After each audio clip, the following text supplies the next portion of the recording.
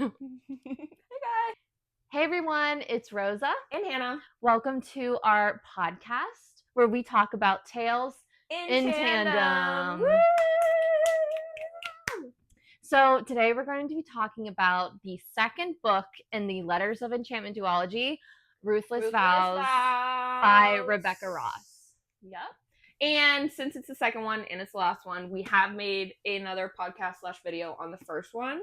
So if you haven't watched that, go check it out. And if you haven't read the first one, go read it and then come back. Oh my gosh, go read it. Just a little introduction. We're not going to give any spoilers yet, but we will keep this section a little short because we had that other video where we talked the about other video we kind of talked about her writing and more detail about her in general. Yes.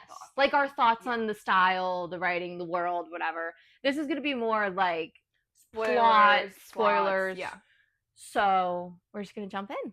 So for those of you who might not remember, the last video we talked about the end of Divine Rivals and where we were sort of left off and things. Mm-hmm. So the war has now finally come to Roman and Iris. Mm-hmm. And in a crazy battle takeover, yes. Yeah. They get separated. Roman gets taken to Dacre's army, and then Iris gets pulled away by Forrest, her brother, who we finally find out is alive and well in the end. Yep. And we are kind of mad at him right now. Yeah, we are.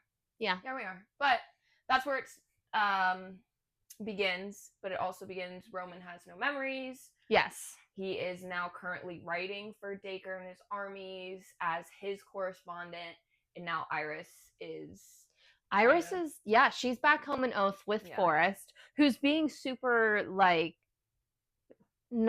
he's not opening up to her at all with, like, what he went through, so she has no idea what kind of danger Roman's in. She's only getting word from Forrest that, like, he's not the same person that he was, like, he's gone, basically. Like, your husband is not the same person anymore. Pretty much. Now her, Addie, Marisol, Keegan all have to figure it out. Basically, when you're starting book 2, if you're watching this to kind of recap yourself, that's sort of where we are. Yeah, so if you haven't read the first one or watched our video, you can leave now. You have to do that. Goodbye. Before. And read the book. Yes. Okay, now to the good and juicy stuff of book 2. So let's get into the memory loss. Yeah, that's the so big this part. Is like, I normally do not like when books do this. Trope. It is one of my least favorites. Yeah. But I have to say, usually when people do the whole memory loss thing, I despise it through and through, do not like it.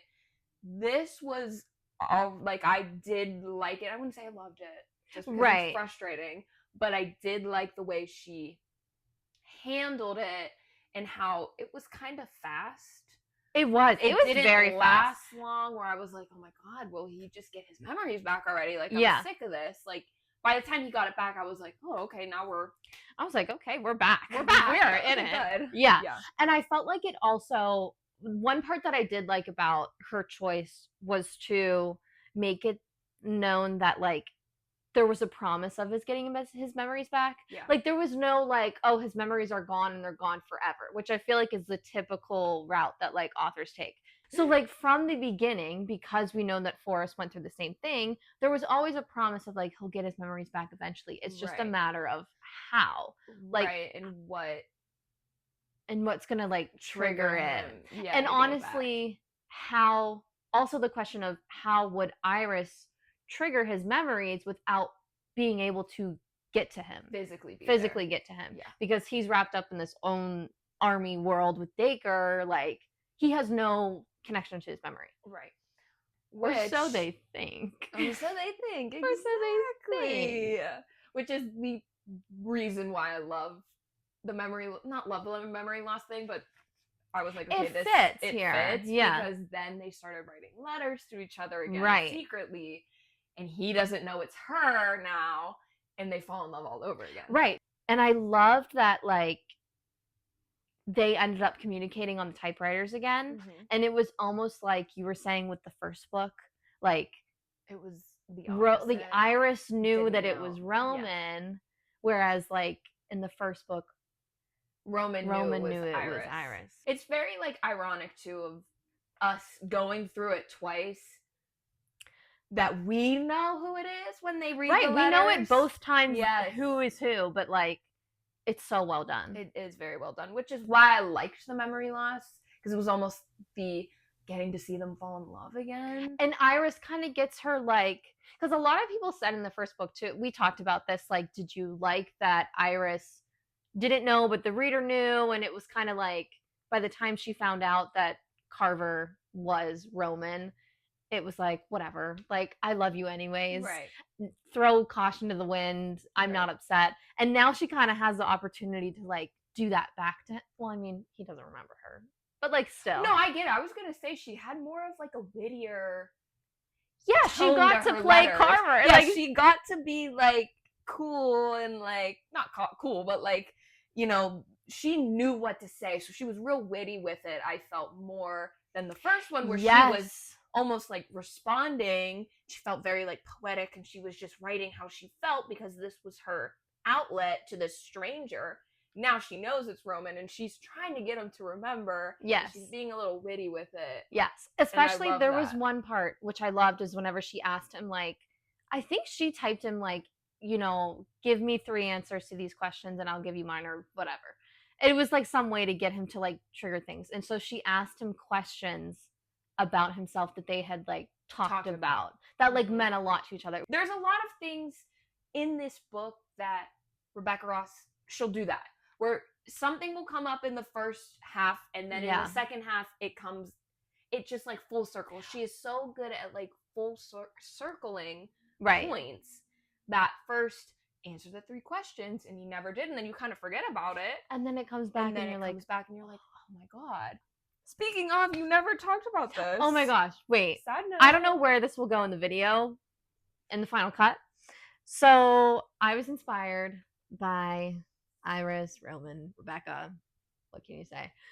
So I had this old typewriter. We pulled it as a prop for our first video, and it's been a couple weeks since our first video. And in that time, I have cleaned this, like, I'm talking like Q-tip, cleaning, dusting, wiping off the keys, everything.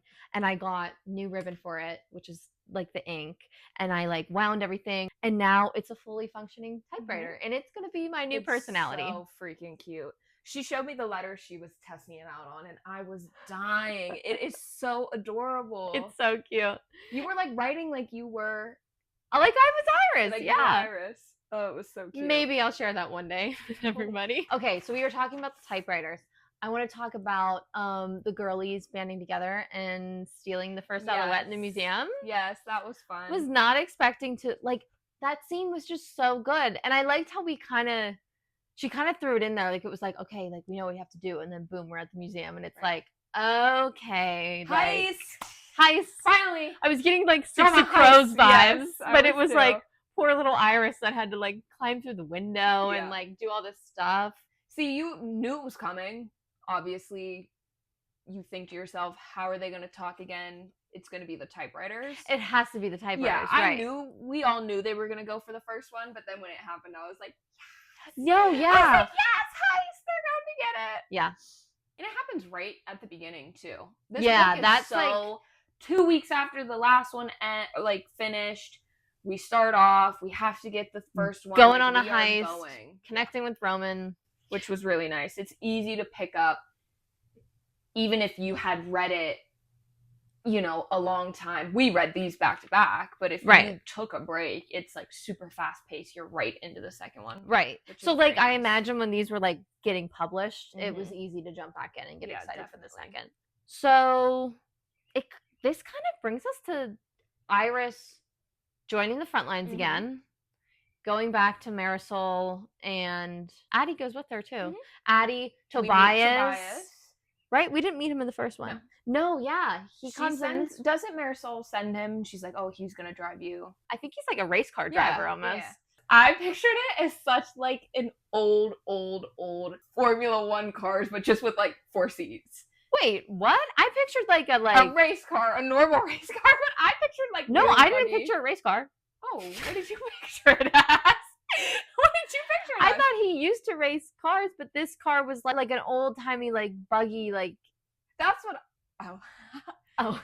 No, that's not what I pictured it as.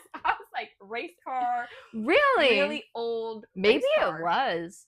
I don't know. So what are we doing? We're in the race car / buggy. They get to the new like frontline station, which I think is a new city. What was it, like Hampstead or something? Hampstead. Yeah, what the hell are you talking? Hampstead. Isn't that a real? I don't know. That doesn't sound right. Oh no, Hawkshire. Hawkshire, not Not Hampstead. Hampstead, Hawkshire, Riverdown. Okay, so Hawkshire. It was definitely Hawkshire. It was basically Avalon Bluff all over Part again. 2. Yeah.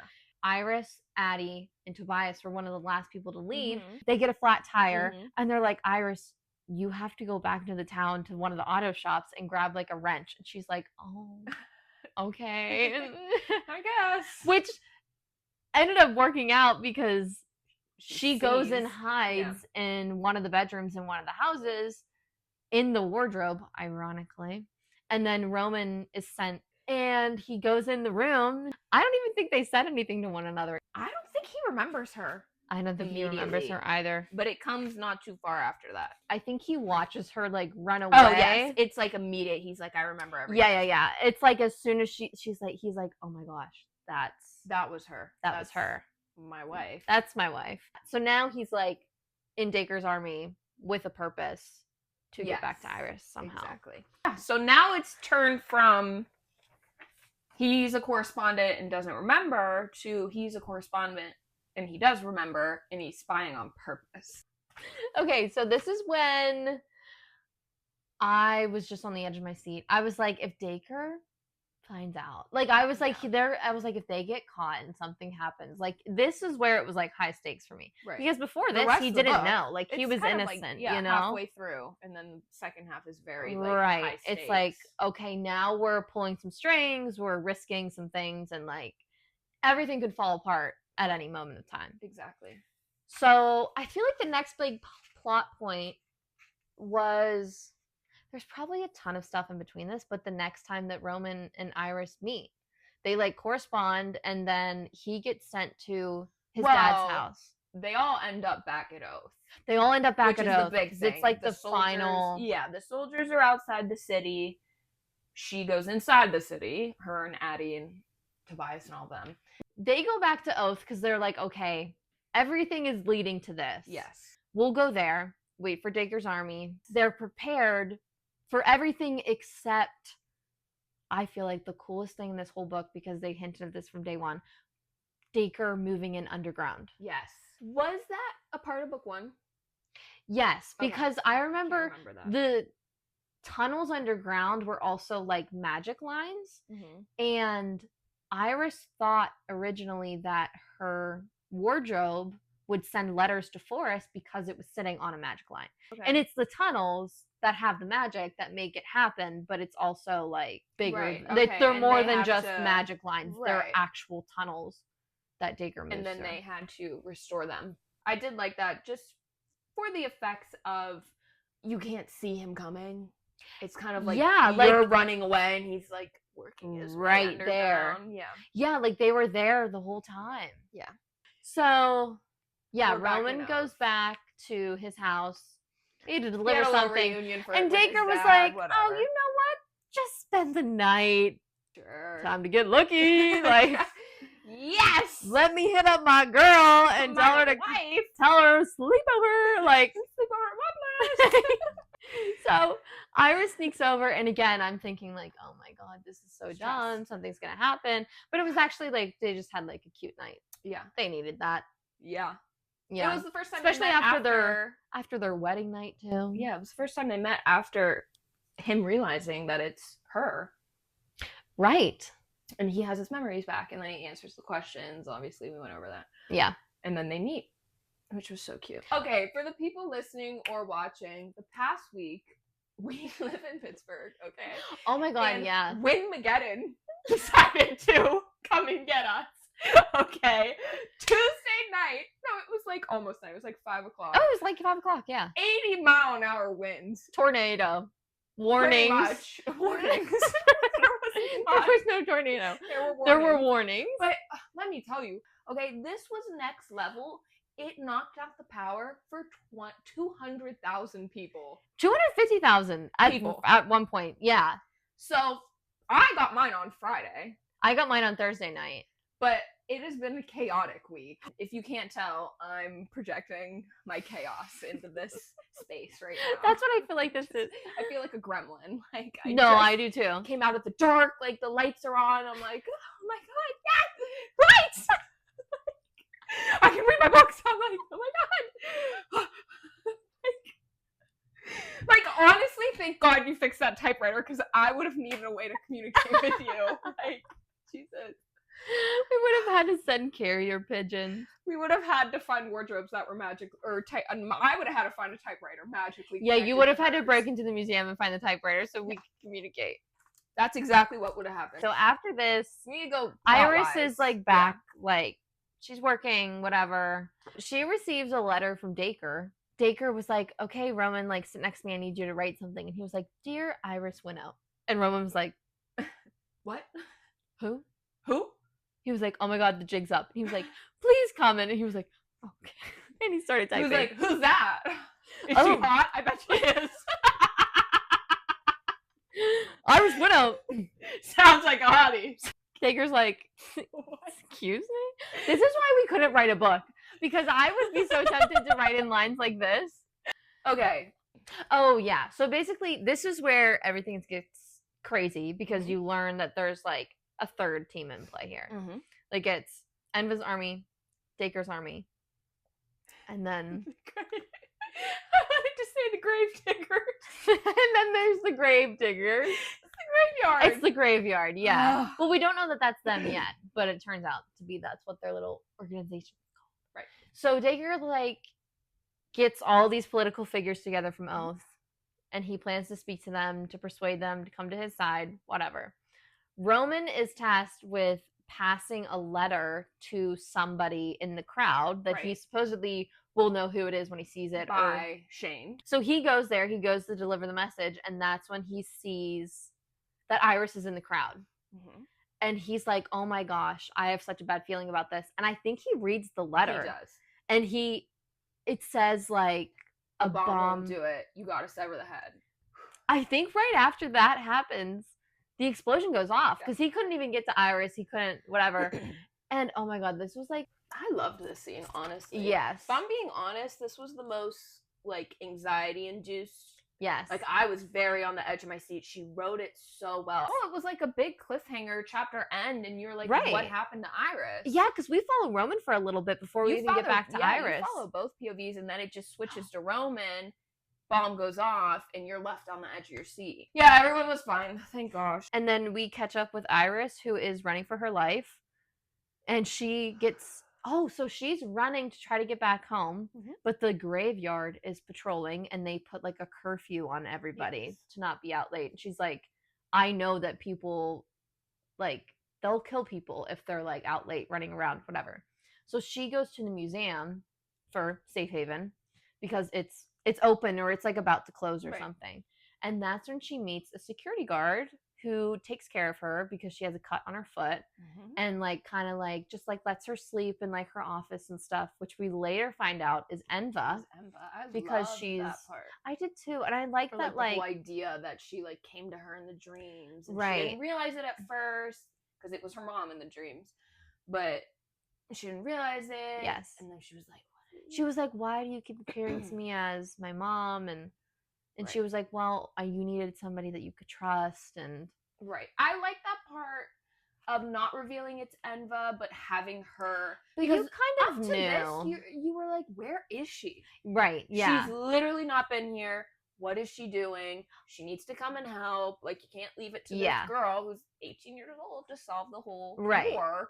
And I felt like with the reoccurring dreams that Iris was having of her mom, you could kind of pick up that maybe like something was happening. Yeah. See, I'm not the biggest fan of this entity who has to push you forward and like sit back and watch. Like, I get Enva couldn't be there.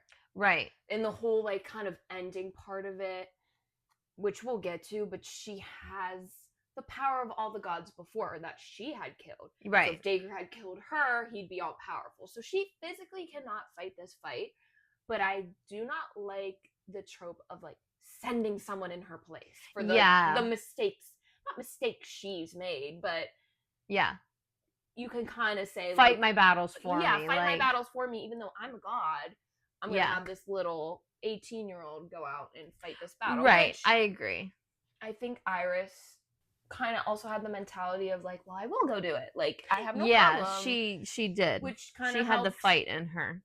Me not loving it, but it was all right. I don't know. It didn't bother me too much, but I also didn't know like all that was at stake. Like, I feel like when we get to the final scene and we find out like what exactly they have to do to like defeat Dacre, then it's like, well, geez, this is you sent these two girls to go do this. But we'll get there.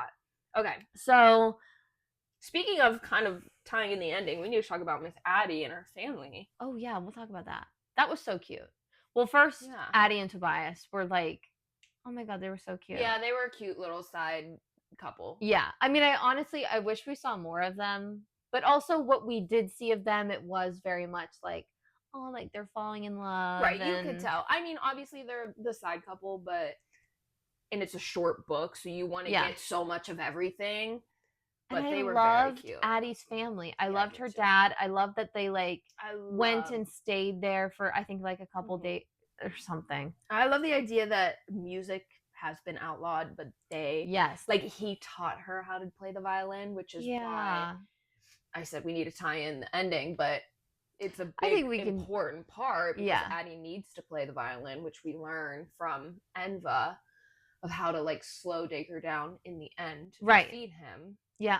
So getting to see Addie talk about like her love for music and like what it meant to her, and like you could just see the parallels of like Addie and music and Iris and writing Roman with writing. Yeah, no. It was like everybody had their, and I like that like Addie wasn't just like a throwaway thing, like, oh, you can just tag along. It was like, no, she had a purpose there that she had been prepping for her whole life without knowing that she was doing that.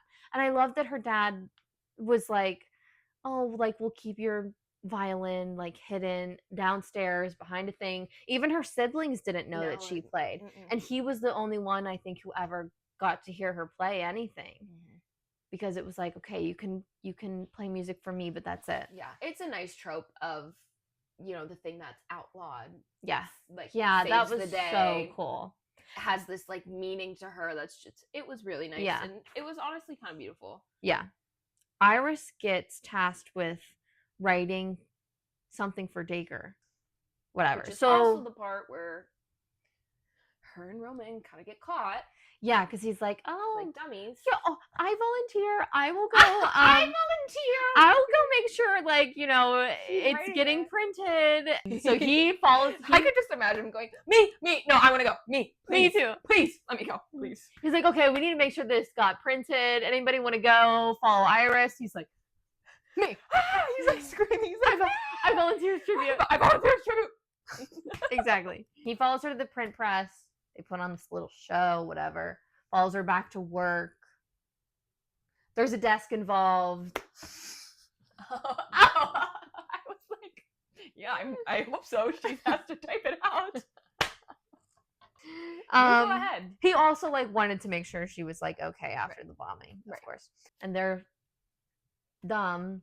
So he walks her to her flat. He drops her off there and he kisses her goodbye, and they have this little moment, and then he goes back to his house, and boom, he was being followed by Val. Right. It's one of those parts of the book where I'm anxious. Oh, the bomb's gonna go off. Oh, so much is happening. And then when they're together and they're just at peace, I feel so at peace. Right. She writes it so well that I'm not anxious when I'm supposed to be there's someone spying on you guys. I'm like, oh my god, they're not being followed. And no then way. We go back home and everybody's meeting in Roman's, I don't know, freaking library or something or dining room, and they're there's just this worried look, and it's no. Yeah, they were followed. Yeah. I was like, no way that they just got caught. I can't believe. I assumed it was going to come sooner or later, but right, yeah. I was very, and it was time, but like at the same time, it's like crazy, right? So what even happens? He gets taken underground, but he gets revealed not only by Val following him, but by Lieutenant Shane rats him out. Right. He had the confession, ratted him out. Roman they have like, all the proof. I'm not gonna keep lying. And he was Dacre was like, when did you betray me? And he was like, always. Yes. And then he was like, I love her. He was like, why? And he was like, because she's my wife and I love her. And I've been waiting to tell you that. Yeah, he was like, eat it. Yeah, literally. He was like, eat it. Like, yep, you know what? I love her. I love it. He stood on business. Yeah, he was like, did. He was like, okay, we're doing this. If I'm caught, and I love her. Yeah. Hi. I love her. So that was the best. And sidebar, just quickly before we get into like the end, Marisol and Addie, Marisol and Keegan. So they're with the army stationed outside of Oath. They were told by the Chancellor that they could not come inside of Oath because Oath was a neutral ground or whatever. So I have to say that was the only thing where I felt like we didn't get a lot of Marisol and Keegan in the second book. And I loved them in the first book. I loved their little dynamic. I loved their little found family. We had moments of that, but like I wish the whole gang was getting back together in the end. You know what I mean? Right. Like I wish that they were somehow tied into like the large like final plan. Right. I didn't feel as bad about it when I realized that like Roman wasn't part of it. You know what I mean? True, like, yeah. It wasn't okay, the three of them are going, like, where's Marisol and Keegan? It was more of Roman's doing his thing. You just assume that Keegan and Marisol are doing their thing with the soldiers, and then you have Addie and Iris. So I was less upset that they weren't. I mean, obviously, I loved them in the first one. I loved Marisol as, like, their kind of, like, mom figure, but I was indifferent to it. I just needed a little bit more, like... Yeah. I wish they would have, like, Marisol would have came in. Yes. Like, imagine, like, her with Addie's family. You know what I mean? Exactly. Or, like, even if she didn't follow them underground, like, gave the girls, like, a pep talk and was like, you can, you know what I mean? Like, I feel like that would be very her. That would be very her. But also, I understand why she didn't come in. So, right, yeah. She wanted to stay with her wife. So... Final battle, which we did have a little bit of a hot take. Only because... I felt like the underground scene, the area where everything went down was where the entrails, those like dragon fire breathing, bomb dropping things, blind, I don't know. Bomb droppers. Yeah. They were like kept in this very vast cave thing, but it was also like underground. And there were these like bubbling pools of yellow and then like smoke and then Roman's chained on one end and then Iris and Addie are fighting on the other. And you know when you picture something in your mind, you can only picture it in like in my mind they were like 10 feet away from one another. I could not. That was not the case. I really struggled picturing it because we went from the first book has like a little bit of magical to it. The second book has a little bit of more magic to it. Like we, you know. Then we just go into the underworld, and I'm just like, whoa. Okay. It was a lot. Even whenever Roman was traveling in the Underrealm, when he was stationed with Dacre, it was like, it was hard to picture. Like, when he woke up in the second book, he was, like, in this, like, marbled room with, like, no doors, but, like, I don't know. Also, I will give credit where credit's due. I read very fast. And the whole ending, I was just, like, consuming at just a rapid pace. Right. Because I wanted just to know. I wanted to see what was going to happen. I just wanted to just it all. So I read it really fast, and part of me said, do I really care what it looks like? Yeah. No, I just want them to win, and I want to see everyone okay. See, I'm the opposite, where if I even skip a line or if I don't digest something in a book, I will keep reading it and reading it and reading it until it like sticks. Because in my head, it's like a movie. Right. So when I got to the ending part, I kept like rereading and like going back and forth and like, wait, I'm not picturing this right. Or like this person's here. And it was like, I still like you could still like I did it, but it was like not easy. Yeah, it was a lot of like magical aspects thrown at you. It was hard to picture the vastness. Right. Of it. Agreed.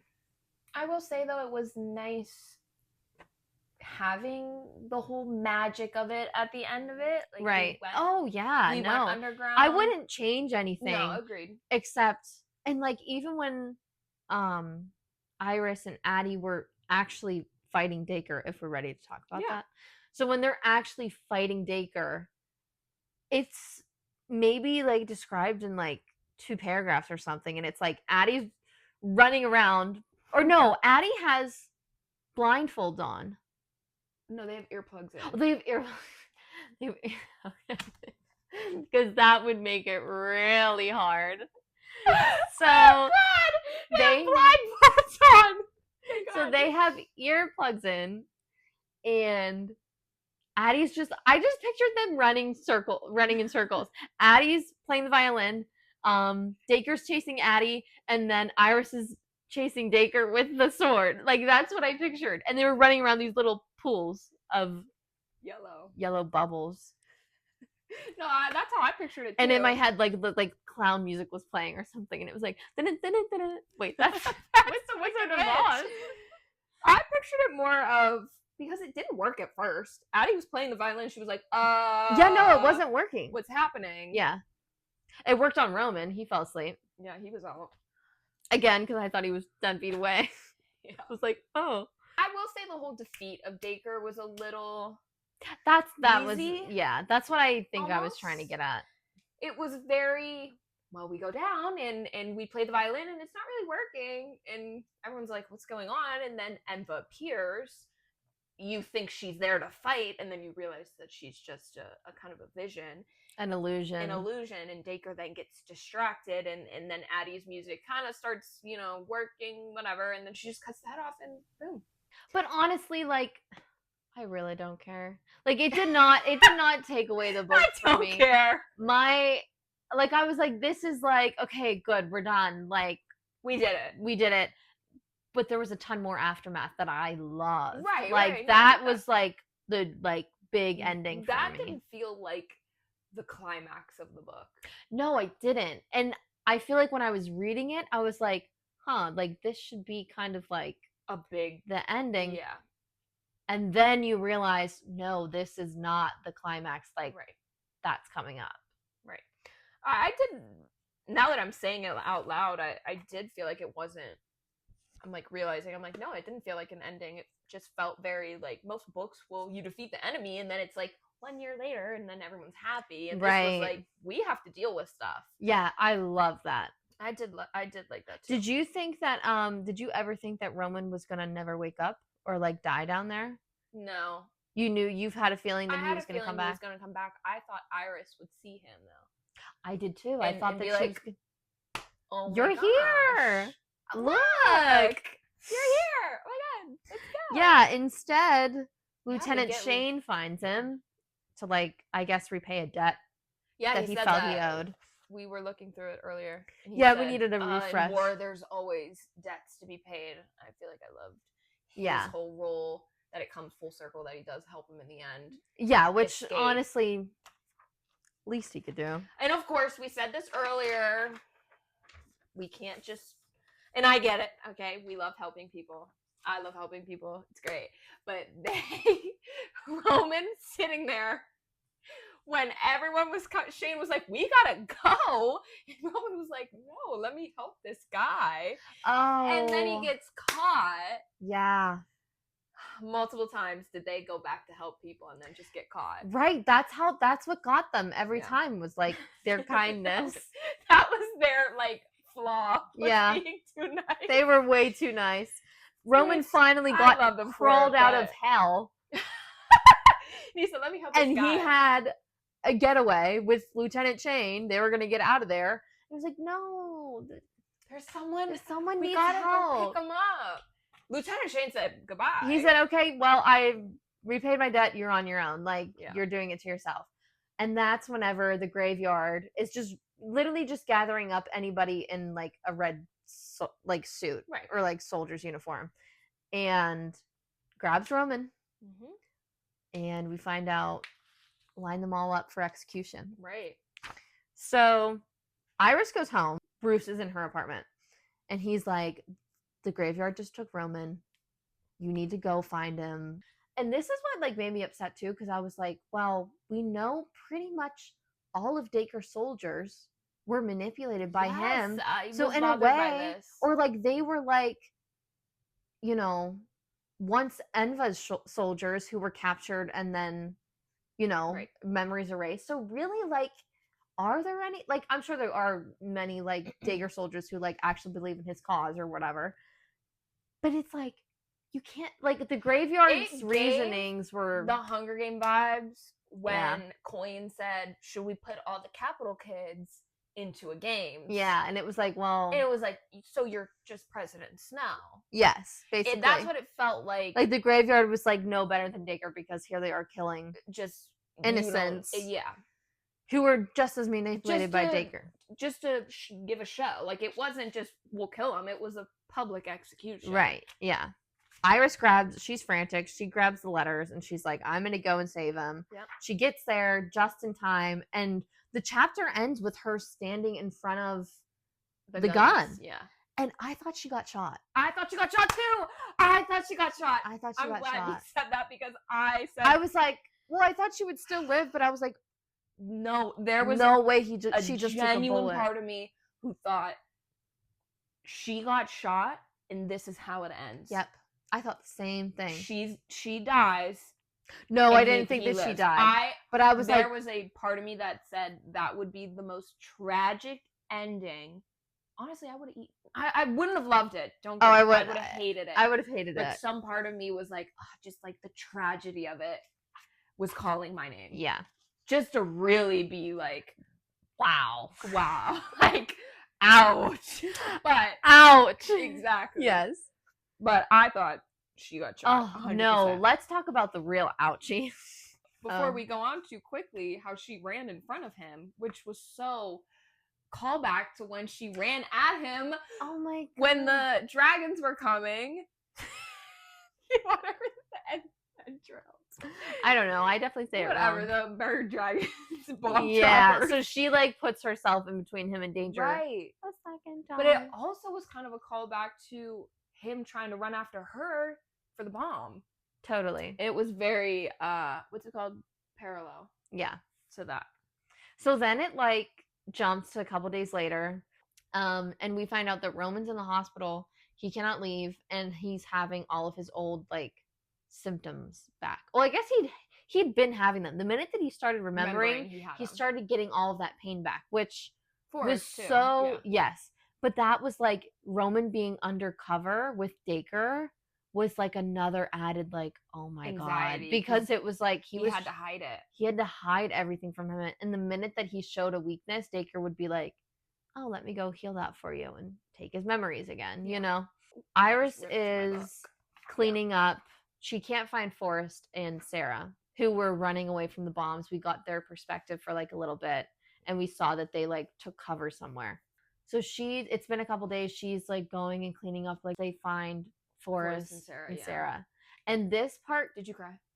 Yes, I bawled. I did. I bawled. I cried. Yeah, just because of she was so close. It was so close. And it was like, yeah, like I was thinking of book 1. She lost her mom, and she didn't have her brother, and then she found her brother, and then she lost Roman, and then she got Roman, and she lost her brother. And it was like this girl could not have everything all at once. And it was so close to Forrest being like free. Yeah. Dacre was He gone. found love. Yes, when Iris went to the front lines, Sarah like came and like they found each other and they were healing. Like they were finally, that's what hurt.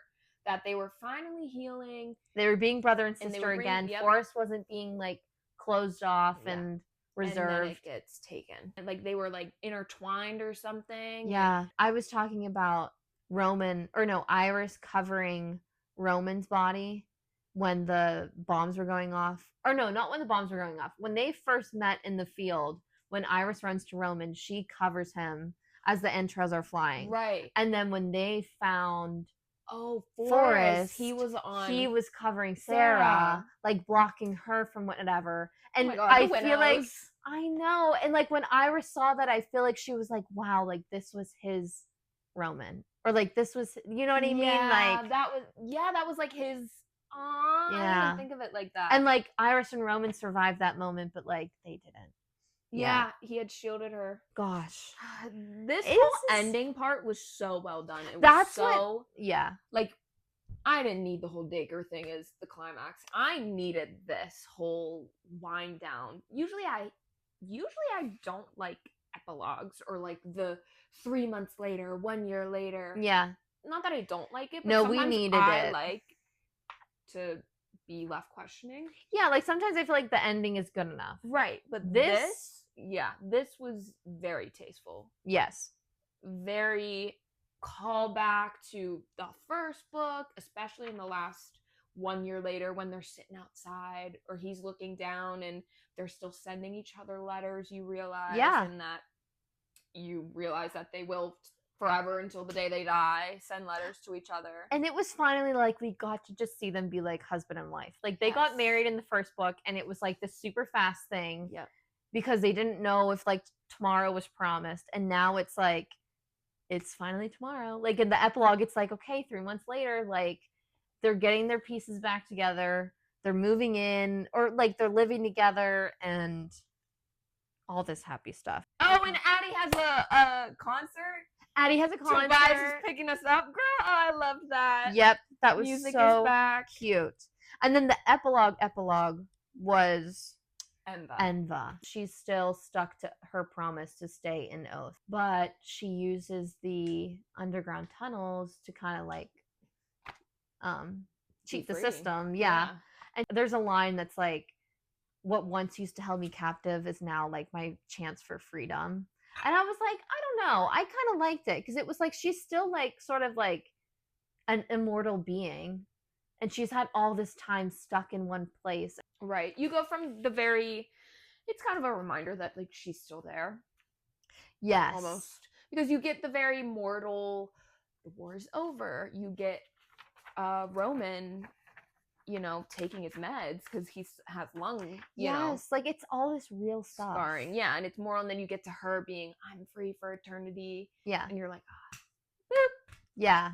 I liked it. Because if we wouldn't have checked in with Enva again, I'd probably been like, doesn't even matter. Is she? Yeah, what is she like doing? She was here for 2 seconds. Now that you know what? Now that you said that, if we didn't check in with her, I would have been like, okay, you popped in for the final scene, and then now you're, yeah, agreed. Final thoughts, ratings, rankings. I loved it. I felt like it was such a good duology. Oh, overall, it's a 10 out of 10. Yeah. I feel like I liked the first one a little bit better. I feel like that's so typical, though. But it is typical. Yeah. Because, like, the first book's always like, oh my God, so much fun. And then, like, the second book, it's like, okay. Stakes. Yeah. Like, we have to get serious now. So, I feel like I gave the first one a 10 out of 10. Yeah. I think I remember you doing that as well. Carrie Ann and Alba. This one will be a 9.9 out of 10. Agreed. Same Z's. Like 9.9. I like the first one better, but it's still a 10. No, it's still like I would still give it a 5 stars out of 5 stars. Right. But if there was like if I could put like 4.75, no, 4.98, then I would. I give it a 9.9 repeating. Yep. It's perfect. No, the whole series was just a great. Like, I feel like I'm just gonna look back on these books and just be like, oh my God. Like I would reread these again tomorrow because I love them. Well, except it's like so painful. Right.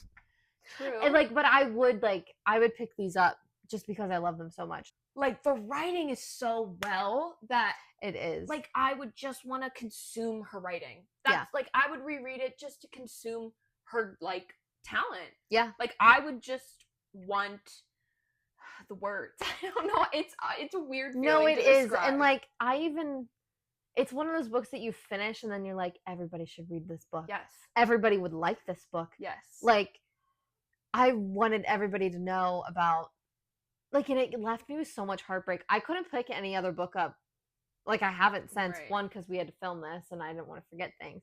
But also, like, I was mourning, like, the loss of not having this book. Agreed. And that only happens, like, occasionally. And for a duology to do that, like, when I read 8-book series, it's like, okay, like, I've known these characters for so long. There's so much here. And when I've been waiting, staring at Throne of Glass. And when the books come out, and it's been 6-7 years, you know, you tend to sit with it longer. Right. We read, like, I read back to back, and it still was, like, heartbreaking. Yeah. But, okay, this is perfect time for this. Oh, right. If you are like us and you just finished reading this and you're also feeling the heartbreak of Rebecca Ross's words, we have really good news for you. We talked about this in the last video, but Rebecca Ross is releasing a new book. It's titled Wild Reverence, and it's a new adult novel that takes place in the same world as Divine Rivals. I'm really interested to see what makes it new adult, because this is YA. So Rebecca Ross said that this new release is filled with, quote, a story of gods, dreams, and love.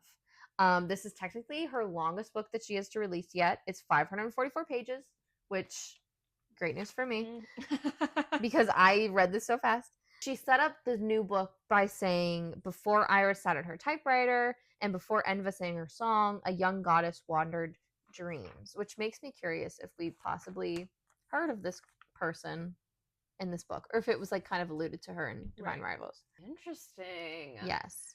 Which, you said it. I wonder why it's new adult. I know.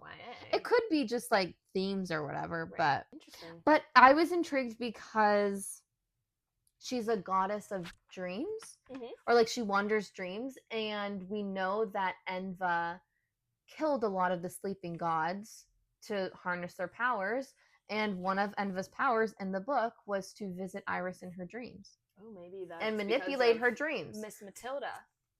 Could be Miss Matilda. So that's why I was like, this could be... It takes place in the same world, so there has to be some sort of connection. We just don't know what it is yet.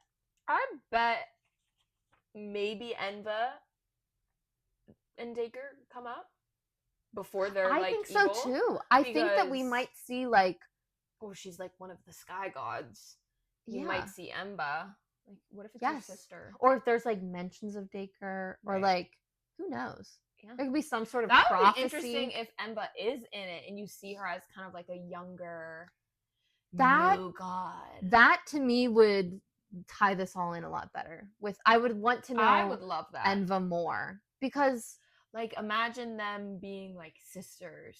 Like, they're both young sisters, and Matilda's doing this thing, and you get to see Emba before the whole Dacre situation. Yeah. Oh, that would be perfect. Like, I have a feeling like it's Lord, and it's before Oath, like, before the... Oh, yeah. I feel like it's, like, castles. Castles, yes! Oh, my God, I'm so excited if it is. That would be crazy. That would be so fun. It kind of gives more of, like, a... If it is more of, like, medieval castle-y, kind of gives more of, like, a darker vibe, which would be perfect for fall. Right. Oh, my gosh. Right into fall. And Ren Fair. Yes! Oh my God, the Ren Fest, which we love going to. All right. I think that's everything we had to say. Look out for new posts. Yeah. We post on our TikTok, Tales in Tandem. And we're looking to make more short videos on YouTube. If there's things you want to see, like, you know, maybe short reviews or non-spoiler reviews for books or recommendations. So, yeah, leave comments on our TikTok or YouTube. Yeah. Okay, bye.